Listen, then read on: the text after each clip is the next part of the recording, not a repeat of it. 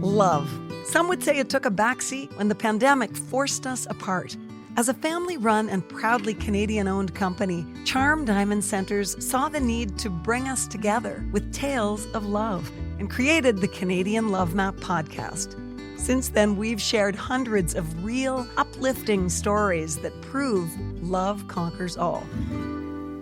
So thank you for listening. We couldn't do it without you. And remember, love starts here. What the world needs now is love. More love. Stars literally aligned. He's always been the one. There's someone out there for everyone. I'm Nancy Regan, your host on the Canadian Love Map. We are on a journey to uncover and share love stories of all kinds. He's never forgotten to bring me flowers. We're hoping we're going to give a little good news to this world. Even in these dark times, the life continues to go on. It's all about compassion, devotion, adventure, and of course, love. Everybody needs somebody. Everybody needs love. This is the Canadian Love Map. Well, love is the most important thing. It's a testament to my dad. He really put in effort and he really made sure to make that intentional time with me. And I think that those small moments of making space to like see someone, hear someone, and be with someone is just so incredibly important for creating that bond. And I think that that's kind of what has gotten us to where we are now. Our whole message with our whole Tidbits of Change Foundation thing is whatever it is, whatever your own passion is, if you just go for it and try, and you get to do that in the unbelievable setting of a parent and child sort of scenario. It leads to remarkable things. Today's love story belongs to Greg and Hali from BC. They are dad and daughter, but they're also partners in a beautiful mission. It all started with Greg's determined intention to spend one-on-one time with his children when he realized just how fast the years were flying by. What has emerged is a growing movement to connect kids and their parents while also making the world a better place. This is the Canadian Love Map. Greg and Hali, welcome to the Canadian Love Map podcast. Yeah, thank you for having us. Thanks for having us. Oh, I'm excited to hear your story and about your adventures as well.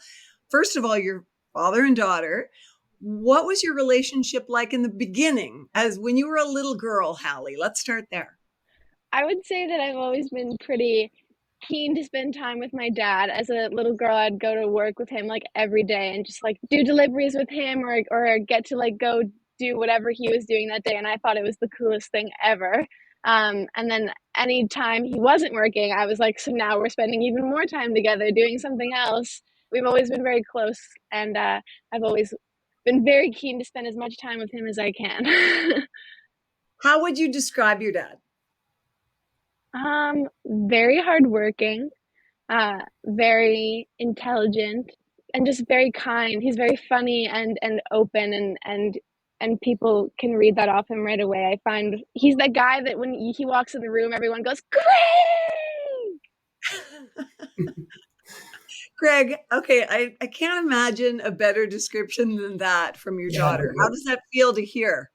Oh, it's just it's wonderful. Every time Hali and I get to have a chance to spend time together, it's pretty remarkable. And I'm very, very fortunate to have developed such a strong relationship with Hali, and we enjoy every minute we spend together. So it's pretty nice as a father.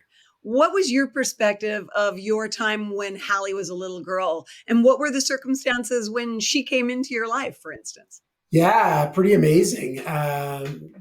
Hallie's our second child. We have a wonderful relationship with our son as well, and who's just a little bit older than Hali. And when our kids came into our life, I'll talk to them about in plural a little bit. It was amazing. Like as any parent will say, it's kind of a life-changing moment, of course, and it puts just things in such a different perspective. And when Hali was little, we did a lot of really great fun things as a family together, but we did a lot of really great one-on-one things together as well, just one-on-one time. And I think that was a really special part of the bonding that we were able to develop over time. Well, that's one of the things that caught my attention about your story, because when people have multiple kids, it's sometimes rare that they take the time to do one-on-one things. What was she like as a little girl? Oh, Hallie's a pretty sparkling individual. I mean, she's incredibly engaging. For anybody, it's easy to spend time with Hallie. Obviously as a daughter, but just in general, like she's a glowing person. So when did you move out of home, Hallie? I started we moved to Hornby when I was quite young, and then I started living here on my own every summer. And then when I was 17 and I went to university, I moved out fully. Was there a moment, Greg, when you came up with the idea to sort of create a new mission to spend time together? I kind of had an aha moment, if you will, when my son turned 10 years old. That benchmark, that milestone sort of hit me in a whoa, wow, a decade's gone by as a parent already, and if I blink, another decade's going to go by, and that's I'm a real believer in sort of the one-on-one time, and I had made a decision to kind of do something one-on-one with my son first of all, where we could spend direct time with each other. So we decided to bike across Canada. That was his birthday present, and we dipped our wheels in Victoria, and we biked for 4 days, and then we continued on from there each year after. And it took us 15 years. And the summer before last, we biked from Charlottetown to St. John's, and then we got to dip our tires in the Atlantic. So we had this really nice sort of one-on-one time that we looked forward to each year, that we could spend time together. And when Hallie turned 10, I wanted to as well spend one-on-one time with her, but I didn't want to do the same thing. And so we decided that what we were going to do was and this was a massive stretch, but we were going to visit a different place each year, pick a cause in that place, and play music together. Hallie was a great fiddle player. And so I had never done anything like that before, but we went to Portland actually originally, and we played for the Oregon Humane Society, and our thing kind of snowballed a little bit, and we ended up going to Winnipeg and raising money for the Children's Hospital there, and we went down to San Diego and raised money for drought relief, and then we went out to Victoria and raised money for cleaning up plastic in the ocean, and in Jasper at the ski hill and at Jasper Park Lodge to raise money for the Avalanche Association. And our one-on-one time just developed over time, and has continued on ever since. Isn't that amazing? Hallie, how old were you the first time you did one of those trips? I was either 11 or 12. I think I was, either 11 or 12. It was my 11th birthday gift. We took a train. It was my first time ever on a train. I thought that was pretty cool. And then when we got there, we had I had played the fiddle a little bit here and there in public, but pretty minimally. And then we set up and we started busking. And the first hour that we played, we made 75 cents. And so we were both are we going to show up to the Oregon Humane Society with $4? We were oh no, what have we gotten ourselves into? And I was oh gosh, but then we tried again in a different spot, and then things started to roll, and we got into it. But it was pretty scary at first. So this is ongoing. You're still doing this. Yes. Yeah. It snowballed into something a little bit larger, if you will. We started to hear stories of how we had inspired others to do their own projects, their own parent and kid adventure or initiative. And we started to talk about how we might be able to turn that into a little bit of a bigger movement. And we created a foundation about a year ago called the Tidbits of Change Foundation, all about that same notion of just small change can make a big difference. And the whole idea of the foundation is getting out there to encourage Canadian youths to do a project with a mentor or a parent, where they do their own passion project or their own passion adventure. And we've created some bursaries that we're actually awarding to the most inspiring stories we hear each year. We had 3 bursaries in our first year, And the application window just ended, actually, just about a week ago. And so now we're sifting through all of those applications, and we have a selection committee that are going to choose the most inspiring stories of those, and we're going to award those bursaries to those stories. That's amazing. I love the fact that you were driving home a message to your kids at such a young age that it's important to be of service. Hali, how did that land for you? Do you remember really absorbing that kind of purpose-driven message? Yeah, I think that, like you said, it wasn't like necessarily because of the trip or because of any one experience we had, but my parents have always been really great role models for me, and they both engage with the world with a level of like care and compassion for everyone that I think is really important, and I definitely feel like I've taken on. So I think it was just showing me through little things throughout my life rather than like through one big learning experience. With Hali and I, we talk about this every single year, but it's the notion of not everything has to be this massive. Just little small things can make a massive difference, and they can kind of create a ripple effect. And so I think that was a really neat notion that sort of developed through these things with Hali while we were doing this. And what sort of copycat behavior have you seen? Tell me any examples you have. It's amazing right now. We through this last project we did, we got quite a bit of awareness, and our word got out about our foundation, and so we received actually a real impressive list of applications that kind of came in. And but the whole idea is that as far as our foundation goes, our story will fall further and further into the background of our foundation, and these new stories will become the forefront. And each year, these new stories will try to champion these stories and spread the word on those, so that those stories encourage others, and we create this ongoing snowball effect.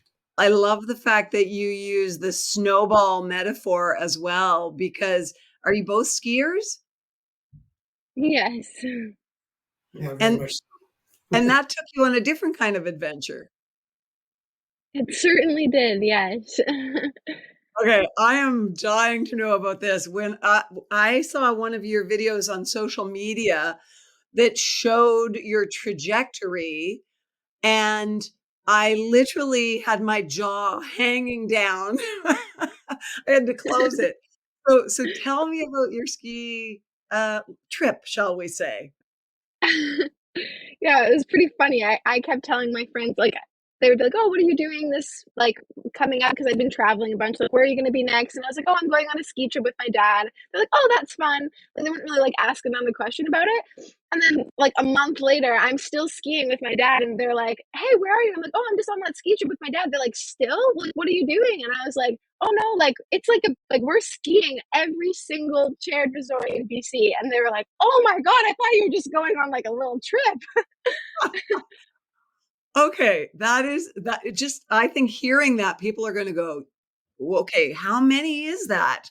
And it's a bigger number than they might expect, right? Yeah, it turns out that it's 44. Unbelievable. So what was your plan of action setting out, and whose idea was this? Well, it kind of happened a little bit organically through a couple of things. Hali and I have been talking about doing something like this for a while, and with the foundation, we had decided to visit a bunch of schools, actually, to talk to students and to talk to parent-teacher organizations about the bursaries and the foundation that we had started. And so we had started to root out a little bit of a map of BC of where we were going to go. And our first year, we decided to focus on BC. And then we put two and two together. And we said, well, if we're going to do that and we're going to go to some of these places, we should try to ski the entire province all in the same year. And then when we started to do the research and we found out there was 44 ski areas, it was, wow, okay, there's a lot. We got a lot to do. It's going to take us a while. And then that kind of moved into this idea of doing them all in 44 days. And when we found out that it looked like we were going to be the first ones ever to do this all in a single year. And then that's when we started to say, okay, well, if we're going to do it in a single year, we should try to do it, 44 ski areas in 44 days. And that's how we set out to do our task. My legs are tired just thinking of it. Yeah, I feel like the skiing was like the break, and it was the, like that was our time to just like do the thing that we love. The harder part was all the transitioning, all the driving, lots of setting up and unsetting up, and it was more of a mental tax than a physical tax. Because it was like every day changing scene is a lot. I don't know how often I've done that for 6 weeks straight. That's amazing. Now, you're also sharing this on social media, and I'm curious to know what that adventure has been like. Because were either of you really conversant in social media before this project started? No, No. like not at all. Yeah. I would, my dad, I don't think even knows what some of the platforms are still. And I had deleted Instagram before the trip and I re-downloaded it just so that I could post the stuff for it. But yeah, it was a lot of work.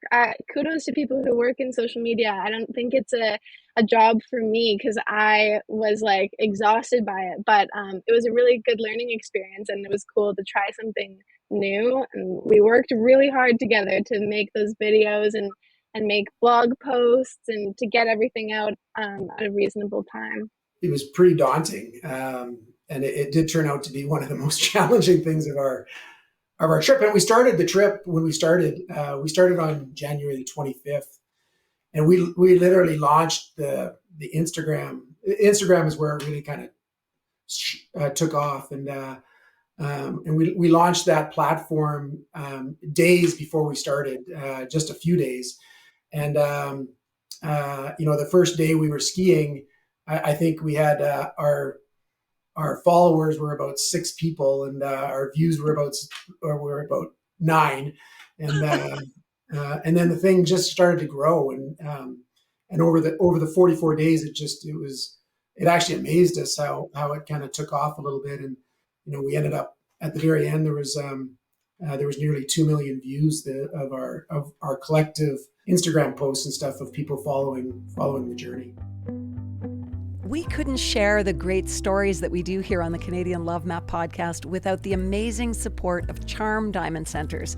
They are Canada's largest family-owned jeweler, and they're proud to be putting love on the map. The folks at Charm Diamond Centers are thrilled to be a part of your love story. So visit charmdiamondcenters.com or one of your local stores. Love starts here. Why don't you say your handle right now so people can find you on Instagram, even while they're listening, maybe? Yeah, it's just Tidbits of Change, TIDBITS, Tidbits of Change. Okay, and while you're sharing the message on social media, as you said, you're also going to schools and talking to kids in person. What has that experience been like? That was also scary. High schoolers are scary. I remember being a high schooler. You're like, yeah, you got a mood with you, but it actually ended up being really awesome. I was like kind of nervous, and then I thought that everyone was really receptive, really excited, and like lots of people were asking really good questions about it. So it ended up being pretty rewarding. But if you make an impression on someone at that age, you can really affect, it's like that you change their direction in 1 degree and it can change their trajectory hugely in their life. And they might, adopt an attitude similar to yours of this idea of contribution being a big part of your life. Yeah. Yeah, it was pretty nice to see. We know that some of the schools that we visited, at least, some of the students that from those schools that either heard us talk or heard about our programs have actually applied to the bursary program. So that word really got out, especially in BC. And there was our goal is to spread that across Canada. But certainly in this first year, our efforts in BC really kind of put it on the map of some people, and we did receive applications from them, which is really neat. Wow. Apart from the social media learning curve, what were any big challenges you ran into? Like with a trip like that, 44 ski hills in 44 days, there must have been something that really threw a wrench into the works. There was some really challenging logistics kind of laying out the map. And as you were mentioning before about the map we have on our on our social media feeds. It was pretty tricky because some of those places that we went to are very small and they're only open on a Saturday or a Sunday, or sometimes just one day of the week. And so to map that out to kind of make sure that we hit all of them was pretty challenging, and actually found a resort about a quarter of the way through our trip that we had somehow missed. And it was this tiny little place called Hudson's Hope Ski Association way in northern BC. It's the farthest north of all the areas that we skied at. And while we were up in northern BC, we heard about this tiny little lift. And our purpose was to ski. It had been closed for a couple of years, but our purpose was to ski every single lift service ski area in BC. And so we said, "Oh, we got to go." And so we had to add an extra day and squeeze it in. And so there's little surprises like that along the way that made it really interesting. Oh my gosh, I can't wait to hear what's next. Can you give me any preview of what you'd like to do in the future? Well, there's a few fold, I guess. One, we really do hope that our foundation sort of starts to grow organically, and I use the term snowball, but we really hope that I think it's a very apt term here, and we do hope that message kind of gets out there, because we do think that those initiatives that are going to be taken on by some of these people and some of the ones we're seeing are so important to our communities, and they really set a tone of these collaborations between a parent and a child, or a mentor and a child, that can really pay dividends. So we really hope that snowballs. I think for us personally, we'll continue our adventure. And then with this ski adventure, we are talking about continuing this on, and we've had a lot of encouragement to sort of continue on. And we're starting to talk about, there's 34 ski areas in Alberta. And so we're starting to talk about picking up and continuing our journey next winter, and then we'll see where it goes from there. It's a great way to get attention to your cause, but also your expression paying dividends between the parent and child in terms of a relationship is a visual and a concept that I really love. I'm curious about what dividends you've received. What have you learned from each other and from the experience? If we kind of like link back to what my dad first said, he was like, "Oh, we've been very fortunate to like develop the bond that we have," and that's true because of we're living in very fortunate circumstances and have the time and space to be able to connect with each other. So we are incredibly fortunate in that way. And I also think that it's a testament to my dad. He really put in effort, and he really made sure to make that intentional time with me all throughout my life. And I think that those small moments of making space to like see someone, hear someone, and be with someone, have quality time with them, is just so incredibly important for creating that bond. And I think that that's kind of what has gotten us to where we are now. And that's why it's so exciting to think about other people doing this with their parents or their mentors or people that they look up to, because it might give them the chance to develop a really close relationship with that person. And that is just such a beautiful thing. Greg, what have you learned from doing this with Hali? We talk about mentorship with the foundation, and Hali was mentioning some of that as well. And but mentorship is really a fantastic two-way street, where it's not just mentoring of someone. When you're mentoring someone, the rewards that you get are tremendous. And so me being able to develop this relationship with I just spent this past winter, I have a 23-year-old daughter that I just spent 44 straight days with out of the year, joined at the hip, 24/7. And that's such a wonderful thing as a parent to be able to have, and to have that type of relationship now that she's in her adult years. And so the rewards are extremely deep. I think it's true that our children are our greatest teachers. So what in particular would you say she's taught you in your life? She teaches me something every day. She has a very positive outlook on so many things that it's pretty encouraging to me when I see that, and so I learn from that every single day. And now she has different views and different approaches to the world in general right now. And there's a lot going on in our world and stuff. And so to be able to engage in those conversations and have those conversations from a different perspective, and having that from your own child is pretty special. To be able to have that interaction and be able to have those deeper discussions on those types of topics is pretty rewarding and an opportunity for me to learn a lot. Hali, because we're close to Father's Day, I want to ask you about what you love most about your dad. That's such a hard question. There's so many things, but my dad's passion and zest for life and all the things that he does is very inspiring. I find that he takes on a project and he puts 100% of himself in, well, more like 200% of himself in. I don't know where he gets all the energy. And it's definitely impacted me. I feel like I'm kind of like that now, where I get invested and I just throw myself into something.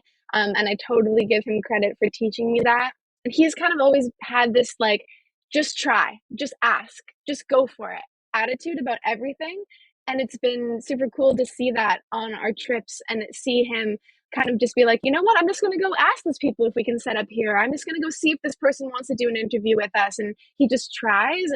And I think that that's such a huge message to receive at any age. I think like still now I'm like, oh yeah, okay, I just need to try. So I love that about him. I love how open he is and how excited he is to just try new things. I think it's an amazing gift to give your child, Greg, to teach them that, you know what, you just need to lean into life. Really, that's what it's saying. And open your spirit up, open your heart up, and be willing to talk to people. The worst thing that can happen is they say no.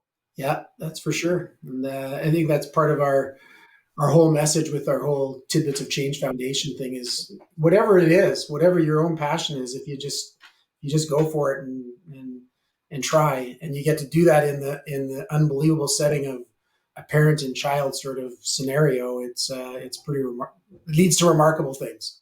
Not only have the two of us learned so much from each other, but we've also learned so much together from other people. And so like these experiences have not only like brought us closer together, but they've put us out into the world and out of our comfort zone in ways that have led us to all these new experiences with people from all over.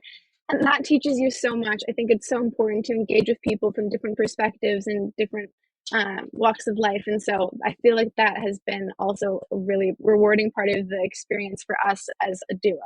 A perfect example of that is on our ski trip. We very organically, just on the first day, we decided we were going to have what we call the chairlift chatter, and we were just going to have a talk with somebody, a legend or just a local person or an interesting person at each of those ski areas. And at every single one of them, we'd get on a chair or get on a T-bar, and we wouldn't ask them questions. We would just let them tell a story, something that they found interesting at their ski area. And those things just turned into these wonderful conversations, both on and off the camera, where we just learned so many things about not only the ski area, but about these amazing individuals. And they were so inspiring, like especially some of the little ski areas that the amount of effort that goes into keeping those things running just for the benefit of the community, and being able to meet those people that were behind some of those things was just, so inspiring and so great to learn some of those stories and to hear some of the struggles that those people went through. But it's also a great gift you're giving the people you encounter because, connection is fundamental to us as human beings. And we're living in such a disconnected world that when you show that kind of open spirit and actually engage people, you are giving them a present in a way, a present of presence in a way. I will say that we felt like we were getting the present for sure. Like Yeah. every single time, it just seemed so. We were just so lucky to be in those situations, to have those conversations, and to hear those stories from those people. Well, I feel very lucky that you've made time for us today and that we've had the opportunity to have this conversation and hear a little bit about your amazing and inspiring story. You're setting an amazing example in the world. And I call what you're doing showing up. You're really showing up, living an authentic life, and also contributing and making the world a better place. So I want to say thank you from the rest of the humans on the planet. Thank you. That's very sweet. Very nice of you to say thank you. Thanks so much for listening to the Canadian Love Map. This podcast is presented and made possible by Charm Diamond Centers. It's hosted by me, Nancy Regan, and is produced and distributed by Podstarter. We love sharing love stories of all kinds, and that could include yours. So do you or someone you know have an uplifting tale to tell? Reach out to us on Facebook or Instagram using @CanadianLoveMap or email producer@podstarter.io. We'll be back next week with another love story to add to the map.